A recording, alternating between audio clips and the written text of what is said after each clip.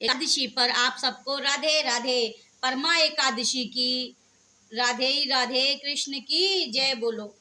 अधिक मास में परमा एकादशी की व्रत कथा सुनाने जा रही हूँ। इसे पुरुषोत्तम मास के कृष्ण पक्ष की एकादशी को परमा अथवा हरिवल्लभा एकादशी कहते हैं। इस दिन भक्ति पूर्वक नरोत्तम भगवान विष्णु की पूजा करने से दुर्लभ सिद्धियों की प्राप्ति होती है। श्री युधिष्ठिर बोले, हे जनार्दन, अब आप अधिक लौंग मास की कृष्ण पक्ष की एकादशी का नाम तथा उसके व्रत की विधि बतलाइए। श्री श्री कृष्ण बोले, हे राजन, इस एकादशी का नाम परमा है। इसके व्रत से समस्त पाप क्षय होकर इस लोक में सुख तथा परलोक में मुक्ति मिलती है। इस व्रत पूर्वोक्त विधि से करना चाहिए और भगवान विष्णु की धूप दीप नवेद पुष्प आदि से पूजा करनी चाहिए। इस एकादशी के विषय में मनोहर कथा है जो महर्षियों के साथ कामलेक नगरी में हुई थी। कहता हूँ, आप ध्यान पूर्वक श्रवण कीजिए। कामीपल्ले नगर में सुमेधु नाम का एक ब्राह्मण रहता था। उसकी स्त्री अत्यंत पवित्र तथा पवित्रता थी, पतिव्रता थी। वह किसी पूर्व पाप के कारण अत्यंत दरिद्र थी। उसे भिक्षा मांगने पर भी नहीं मिलती थी। वह सदैव वस्त्रों से रहित होते हुए भी अपने पति की सेवा करती रहती।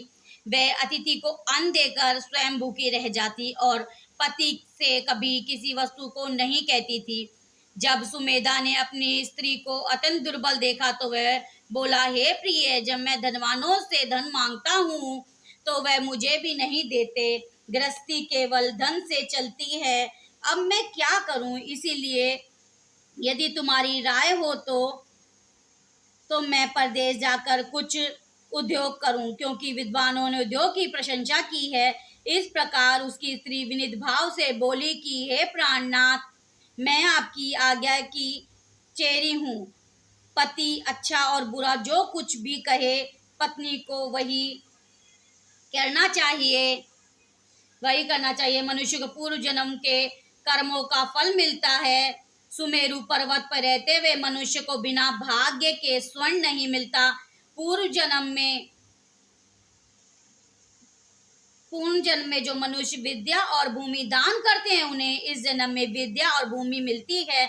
विधाता ने भाग्य में जो कुछ भी लिखा है वह टालने से नहीं टलता। यदि कोई मनुष्य दान नहीं करता तो भगवान उसे केवल अन्न ही देते हैं। इसीलिए आपको इसी स्थान पर रहना चाहिए, क्योंकि मैं आपका वियोग नहीं सह सकती। पति बगैर स्त्री का संसार के माता पिता भाई ससुर तथा संबंधी निंदा करते हैं। इसीलिए हे प्राणनाथ, आपको उसी स्थान पर रहना चाहिए। एक समय कौंडिन्य मुनि उस जगह आए। उनको आते देख सुमेधु सहित स्त्री ने प्रणाम किया और बोले, हम आज धन्य हैं, आज हमारा जीवन आपके दर्शन से सफल हुआ। उन्होंने इसको आसन तथा भोजन दिया। भोजन देने के पश्चात पतिव्रता बोली, हे मुनि, आप मुझे दरिद्रता का नाश करने की विधि बतलाइए। मैंने अपने पति को परदेश में धन कमाने से जाने को रोका है। मेरे भाग्य से आप आ गए हैं। मुझे पूर्ण निश्चय है कि आप मेरी दरिद्रता शीघ्र ही नष्ट होने वाली है। अंत आप हमारी दरिद्रता नष्ट करने के लिए इस व्रत को बतलाइए। इस पर कौंडिन्य मुनि बोले, मल मास की कृष्ण पक्ष की परमा एकादशी के व्रत से समस्त पाप दुख एवं दरिद्रता आदि क्षय हो जाते हैं। जो मनुष्य व्रत को करता है वह धनवान हो जाता है। इस व्रत में नाच गान आदि सहित रात्रि जागरण करना चाहिए। कुबेर को महादेव जी ने इसी व्रत के करने से धनक्ष आदि बना दिया था। इस व्रत के प्रभाव से सत्यवादी राजा हरिश्चंद्र को पुत्र स्त्री और राज्य प्राप्त हुआ था। उस मुनि ने उसको एकादशी के व्रत की समस्त विधि कह सुनाई। वह मुनि फिर बोले, हे ब्राह्मणी, पंचरात्रि व्रत इससे अधिक उत्तम है। परमा एकादशी के दिन प्रातः काल नित्य कर्म से निवृत्त विधि पूर्वक उच्च रात्रि व्रत आरंभ करना चाहिए। जो मनुष्य 5 दिन तक निर्जल व्रत करते हैं वह अपने माता पिता और स्त्री सहित स्वर्ग लोक को जाते हैं। जो 5 दिन एवं संध्या को भोजन करते हैं वह स्वर्ग को जाते हैं। जो मनुष्य स्नान करके 5 दिन तक ब्राह्मणों को भोजन कराते उन्हें समस्त संसारों के भोजन कराने का फल मिलता है। इस व्रत में जो घोड़े दान करते हैं उन्हें 3 लोग दान करने का फल मिलता है। जो मनुष्य उत्तम ब्राह्मणों को तिल सहित दान करते हैं वे तिल की संख्या में बराबर विष्णु लोक में रहते हैं। जो घी का दीप दान करते हैं, घी का पात्र दान करते हैं, वे सूर्य लोक को जाते हैं। जो 5 दिन का ब्रह्मचर्य पूर्वक रहते हैं वे देवांगनाओं के साथ स्वर्ग जाते हैं। हे ब्राह्मणी, तुम अपने पति के साथ इस व्रत को करो, उससे तुम्हें सिद्धि प्राप्त होगी, अंत में स्वर्ग की प्राप्ति होगी। कौंडे मुनि ने कहा, कई अनुसार उन्हें परमा एकादशी का 5 दिन तक व्रत किया। व्रत समाप्त होने पर उसने देखा कि राजकुमार उसके सामने खड़े हैं। राजकुमार ने एक उत्तम घर को, जो कि सब वस्तुओं से सजा हुआ था, रहने के लिए दिया। राजकुमार उसको 1 ग्राम देकर अपने महल को चले गए।